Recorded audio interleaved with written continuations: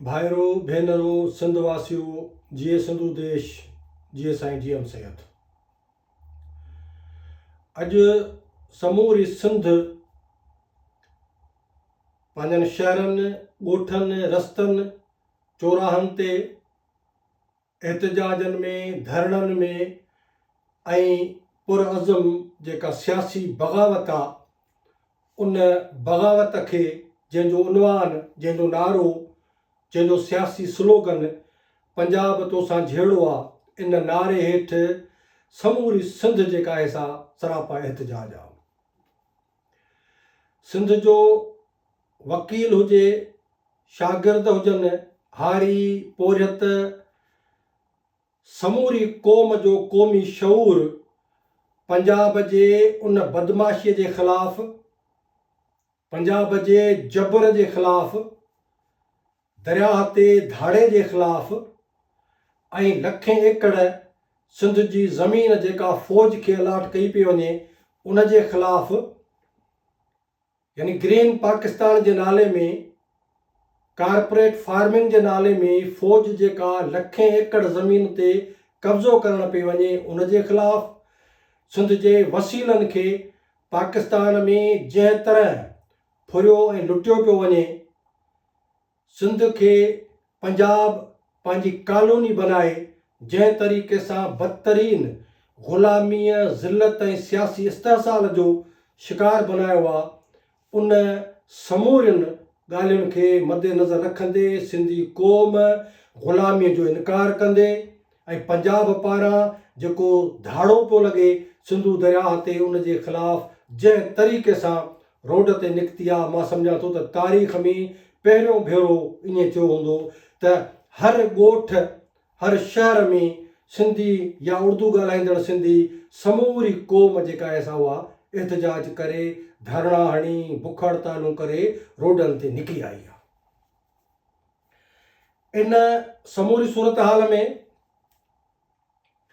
सिंध जे शागिर्दनि बि एहतजाज कया आहिनि, वकीलनि बि एहतजाज कया आहिनि, पर क़ौमी तहरीक मजमूई तौर ते सॼे समाज जी नुमाइंदगी कंदे जेके बि मुख़्तलिफ़ फ़िरक़ आहिनि, शागिर्द, हारी, मज़दूर, वकील, उस्ताद, उन्हनि समूरनि जी नुमाइंदगी तर्जुमानी कंदे क़ौमी तहरीक जंहिं तरीक़े सां काफ़ी वक़्त खां वठी रोड बंदि करे पंजाब जे निड़ीअ ते न ॾेई एहतजाज मुज़ाहिरा करे पई, उन जो नतीजो आहे त सिंध जे बाशऊर ऐं बहादुर पुटनि वकीलनि उन एहतजाज में क़ौमी तहरीक सां कुल्हो कुल्हे में मिलाए अची बीठा।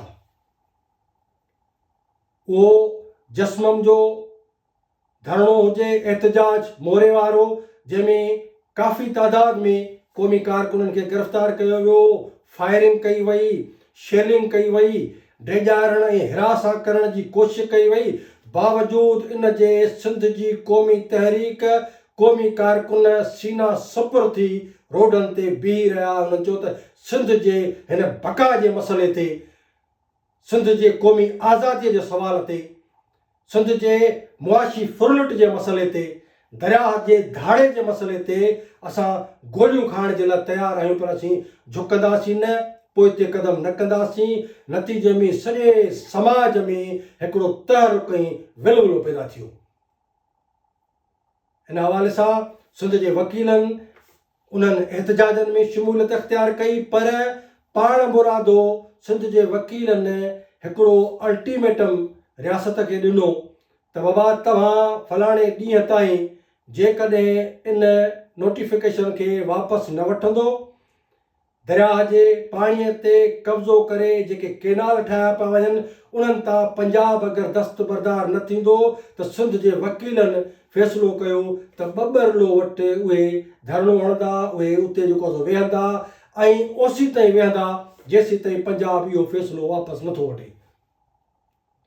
हिन हवाले सां वकील बिरादरी उन्हनि जे लीडरनि जो इहो चवणु आहे त जॾहिं इहो हुननि ऐलान कयो ऐं जेको अल्टीमेटम पूरो थी वियो, 18 तारीख़ ॿ वटि वकील बिरादरी जेको धरणो हणणु वञे पई, उन धरणे खां हिननि खे रोकण जे लाइ, ख़ौफ़ज़दा करण जे लाइ, डिॼारण जे लाइ इंटेलिजेंस जूं नाम निहाद हिननि खे जेको आहे सो रिपोर्टूं ऐं ख़बरूं पिया ॾियनि त बाबा हिते धरणो न हणिजो, वकील हिते निकिरंदा, हिते को बम धमाको थींदो, हीअं थींदो हूअं थींदो।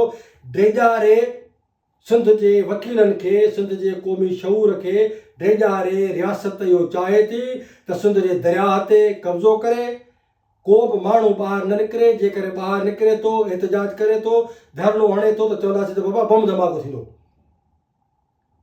ज़मीनूं लखे एकड़ फ़ौज जे हवाले कयूं पियूं वञनि। जेकॾहिं सिंध सुभाणे उथे थी, सिंध एहतजाज थी करे, सिंध क्रोध कावड़ ऐं नफ़रत जो इज़हार थी करे चवंदा रोड ते न निकिरजो, धमाको थींदो। यानी तव्हां असांजो कारूं ते खणो, असीं रोड ते निकिरूं त तव्हां चवंदो त धमाको थींदो, दरियाह ते निकिरूं त धमाको थो थिए, ज़मीनुनि ते जेकॾहिं तव्हांजी वालार जे ख़िलाफ़ था निकिरूं त धमाको थो थिए, तव्हां असांजा ॿेला वढे छॾिया निकिरूं था त धमाको थो थिए, समुंड ते कब्ज़ो कयो वेठा हो निकिरूं था धमाको थो थिए। तंहिंजे करे सिंध जा माण्हू इहा ॻाल्हि ॿुधी छॾीनि त हे बदमाशी आहे पंजाब जी, पंजाब ड्रेजारे हिसाए सिंध जे इन क़ौमी शऊर खां, क़ौमी मज़ाहिमत खां, सियासी बग़ावत खां पंजाब ख़ौफ़ज़दा थी चुको आहे। हे हुनजो डपु आहे। इन करे मां अॼु सिंधी क़ौम खे चवां थो त हे सिर्फ़ु वकील बिरादरीअ जो एहतजाज, धरणो या जेको सियासी अमल आहे उहो न आहे, पर हे सॼी सिंधी क़ौम जो आहे। समूरी सिंध जा बाशऊर सिंधी, क़ौमी कारकुन, जंहिं बि पार्टी सां तालुक़ आहे तव्हांजो, समूरा क़ौमी कारकुन पंहिंजे फैमिलियुनि समेत बबरलो ते वञो, वकीलनि जे हिन जदोजहद में कुल्हो कुल्हे में मिलाए उते बीहो। हे रियासत जेका बि साज़िश करे, ड्रेजारनि जी जेका बि कोशिशि करे, उनखे थुॾींदे रियासत जे डप खे, ख़ौफ़ खे, लालच खे, इनखे थुॾे इन बबरलो वारे धरणे में वकीलनि सां गॾु समूरी सिंध खे जेको आहे सो उते वेहणु घुरिजे, छाकाणि त हे सिंध जे बका जो सुवालु आहे, सिंध जे क़ौमी वजूद जो मसइलो आहे। इन करे अॼु समूरी सिंध खे मां अपील कयां थो त तव्हां वकील बिरादरीअ सां गॾु वञी वेहो, कुल्हो कुल्हे में मिलाए वेहो। ईअं न त उन्हनि खे अहसासु थिए त सिर्फ़ु रुॻो वकील बिरादरी आहे, पर समूरी सिंध रोडनि ते हुजे, उन्हनि सां गॾु हुजे, फैमिलियुनि समेत, नंढड़नि ॿारनि समेत, माऊं भेणूं बुज़ुर्ग नौजवान हारी पोरिहत सभु निकिरी अचो। ऐं साॻे वक़्त ते मां वकील बिरादरी खे चवां थो त सिंधी समाज में सियासी जबर जे ख़िलाफ़, मुआशी इस्तिहसाल जे ख़िलाफ़ ऐं बेठिकी कब्ज़े जे ख़िलाफ़ सिंध जी क़ौमी तहरीक जेका मादरे वतन सिंधु देश जे आज़ादीअ जे लाइ जदोजहद करे पई, वकील बिरादरी उन क़ौमी तहरीक में बि कुल्हो कुल्हे में मिलाए ईअं बीहे जीअं बीहंदी रही आहे। तव्हांखे आफ़रीन आहे, तव्हांखे शाबस आहे। जॾहिं बि जिते बि क़ौमी कारकुननि ते रियासत वार कयो आहे, गिरफ़्तारियूं कयूं आहिनि, उन्हनि जे मथां केस कया आहिनि, तव्हां क़ौमी कारकुननि जी मालिकी कई आहे। ऐं मां इहा ई उमेदु तव्हां में रखां थो, छाकाणि त हीअ जदोजहद सिर्फ़ु केनालनि ताईं महदूद कान्हे का। यादि रखिजो, जदोजहद केनालनि ताईं महदूद कान्हे का, पर केनालनि जो जेको कब्ज़ो आहे, पाणीअ ते जेको धाड़ो आहे पंजाब जो, मां चवां थो त कारपोरेट फार्मिंग जे नाले में, ग्रीन पाकिस्तान जे नाले में जेके लखें एकड़ ज़मीन हर ज़िले तालुके में फ़ौज वठे थी, इहे उते आबादियूं कंदा, नवां ॻोठ ॿधंदा, पंजाब जी वाधू आबादी उते मुंतक़िल कंदा ऐं सिंधी क़ौम खे अक़लियत में तब्दील करे हमेशह जे लाइ ख़तमु करणु था चाहिनि। तंहिंजे करे असांजी जदोजहद रुॻो दरियाह जे बचाव जे लाइ न आहे, पर लखें एकड़ जेका ज़मीन फ़ौज खे मिले थी उन कब्ज़े जे ख़िलाफ़ु आहे, जेको सिंध जो मुआशी इस्तिहसाल थो थिए।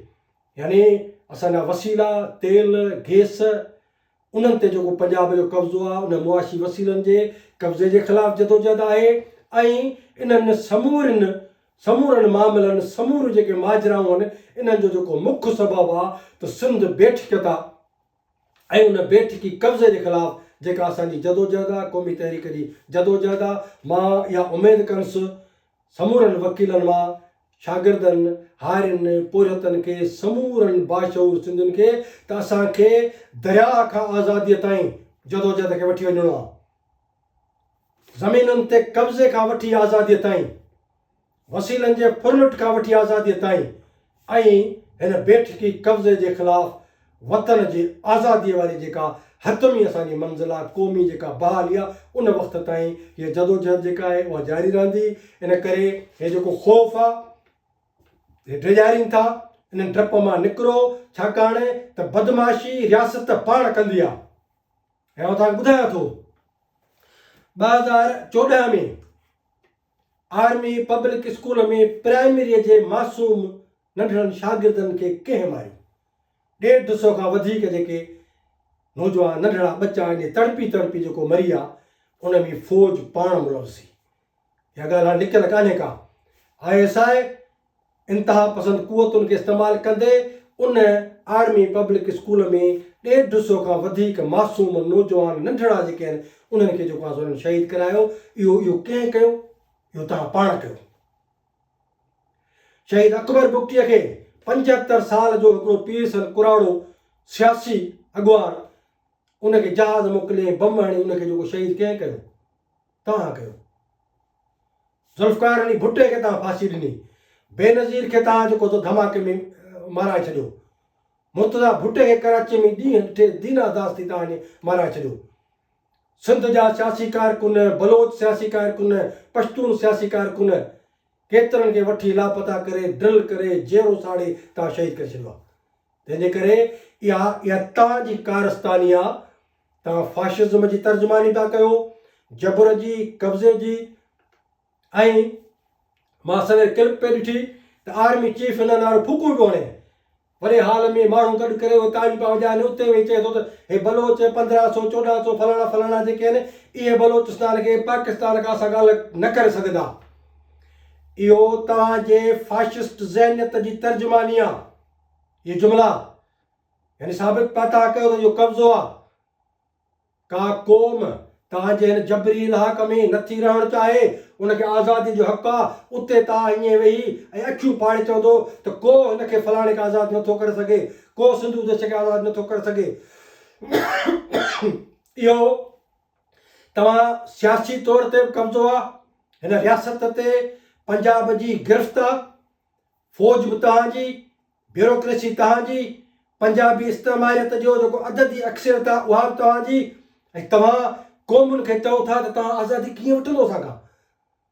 कल्ह बंगालियुनि जे लाइ तव्हां ईअं पिया चयो, वॾे फ़ख्र सां गुरूर सां अखियूं ॻाढ़ियूं करे त बंगाली कौन होते हैं, छोटे कद के मछली खाने वाले, चांवर खाने वाले। जॾहिं बंगालियुनि तव्हांखे जूता हया त 30 लख तव्हां जॾहिं बंगाली क़त्ल कया, पर पोइ बि 90,000 खां मथे तव्हां पंहिंजी पतलून लाइ हथ मथे करे सरेंडर कयो। तंहिंजे करे तव्हां आर्मी चीफ खे बि मां चवां थो, जेके ख़बरूं ऐं फूकूं थो करी, तव्हांखे वरी बि सरेंडर करिणो पवंदो। क़ौमूं, तारीख़ी क़ौमूं, उन्हनि खे केर बि ग़ुलाम रखी नथो सघे। न तव्हांजो एटम बम, न तव्हांजी आर्मी। हे ख़बरूं छॾे ॾियो। तंहिंजे करे मां वरी जीअं त मुंहिंजो मौज़ू जेको आहे वकीलनि जी जेको एहतजाज आहे, उन में समूरी क़ौम खे चवां थो शामिलु थियो। जीअं सिंध मुतहिदा महाज जा कारकुन, हमदर्द, बाशऊर सिंधी, सभई उन जॻह ते बबरलो पुॼो ऐं वकीलनि खे इहो अहसासु ॾियारियो त हीअ रुॻो वकीलनि जी न, शागिर्दनि जी ऐं हारियुनि जी पोरियतनि जी न, पर सिंध जी क़ौमी जदोजहद आहे, जेका कैनालनि खां आज़ादीअ ताईं असांखे वठी वञणी आहे। इन करे मां तव्हां समूरनि जो शुक्रियो थो अदा कयां ऐं मूंखे उमेदु आहे त समूरी सिंध जेका आहे उहा वकीलनि जे एहतजाज में शामिलु थींदी, क़ौमी कारकुन वेंदा ऐं साॻे वक़्तु क़ौमी तहरीक जी जेका जदोजहद आहे उहा जेका आज़ादीअ ताईं वञणी आहे, उन में मूंखे उमेदु आहे त वकील ईअं साथ ॾींदा, ईअं निभाईंदा जीअं तव्हां निभाईंदा रहिया आहियो। तव्हां समूरनि जी महिरबानी। जीअं सिंधु देश, जीअं साईं जी सिहत।